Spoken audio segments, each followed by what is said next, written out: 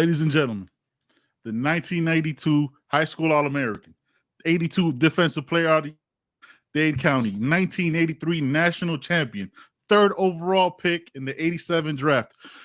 Got to take a breath. There's so many accolades here. Let me keep going. One of the 50 greatest Hurricanes, Super Bowl champ, scout with the Packers, 30 years in the NFL, heavyweight boxing, 27 1-2, knocked out Mark Gastineau.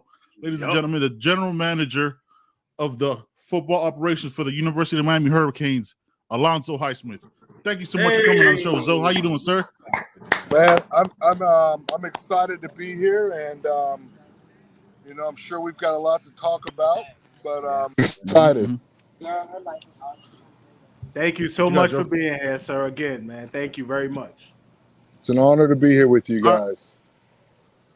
All right, Alonzo. First question I got for you: how good did it feel to call Bosworth a bitch at the Orange Bowl, national TV, and set the trend for what we've become? Well, you know what? I think about those moments in time, and at that time at the University of Miami, it was a very special place. We were in the process of building something, and I think basically what I said at the coin toss was basically the whole attitude of the team, the city of Miami, and what we represented as a football program. We accepted any challenge, and if you were going to challenge us, we weren't going to back down, and we were going to step up to the forefront and tell you what we thought about you at the same time. So it was just it was just a mindset, and I'm happy to be back at Miami now because I enjoy talking to the players, getting to know the players. Last year, I've sat back and watched because I really couldn't. I was catching up to the speed of college football last year. So, in talking to Mario, I came here because of Mario Cristobal and Dan Radakovich. I wanted to be part of what they were building. It sounded exciting to me. And basically, it was a challenge to me. I don't think you can be good in anything in life without accepting a challenge. And that was a challenge to me. It was a challenge to attend the University of Miami, come out of high school when there was no reason to come to Miami. Howard Schnellenberger challenged myself. If you come here, you can help make this program better. And in return, we challenged other kids from the state of Florida to say, come to Miami. Let's make Miami great. And every day was a challenge. We accepted the challenge. And that's what we've got to do here at the University of Miami now under the direction of Coach Cristobal, because I think he accepts that challenge. And you can see it in his passion for football, his work ethic.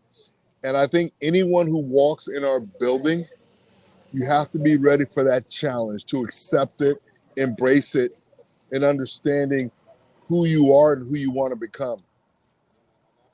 Absolutely. Wow. That's fantastic. That now I want to touch base on what you mentioned about at the beginning when Coach Schnellenberger recruited you.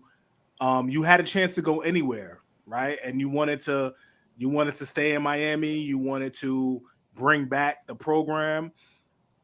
This is a kind of a twofold question.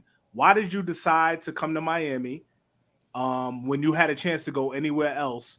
And now in 2023, do you see that local players are accepting the challenge, or kind of, wait and see pattern with Miami?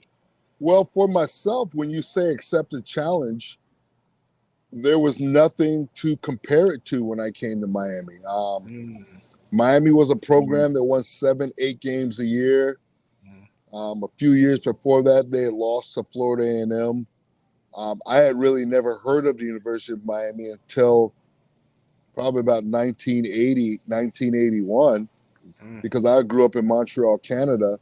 So my childhood was Michigan, Notre Dame, Oklahoma.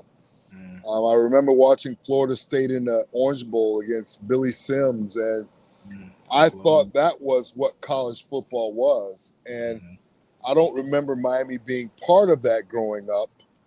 I know they had some great individual talented players, but as a program, they weren't mentioned with the elite programs across the nation. And so when I came out of high school, I was all set in my mind. I was going to go to Oklahoma or Notre Dame or Michigan or maybe Florida State and Florida. Miami wasn't really in the picture until I met Howard Schnellenberger. Wow. And he told me what he thought this program could be and where it could go if we had the right type of kids and we had the best Dade County football players stay in Miami. We had the best players from Palm Beach, from Brooksville, Florida, from all these parts of the state of Florida. If we got those elite players to stay home in town, we could build something special. And he challenged me. He said, look, you can go to Notre Dame. They've had a glorious history. You can go to Michigan. They've had a glorious history. But if you come here and you do what I expect you to do with all these other kids, we can dominate college football and win for the next 20 years. And I wasn't sure if I believed him,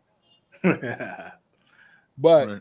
I took the challenge. And, you know, I went to Christopher Columbus High School in Miami, and Miami became my home.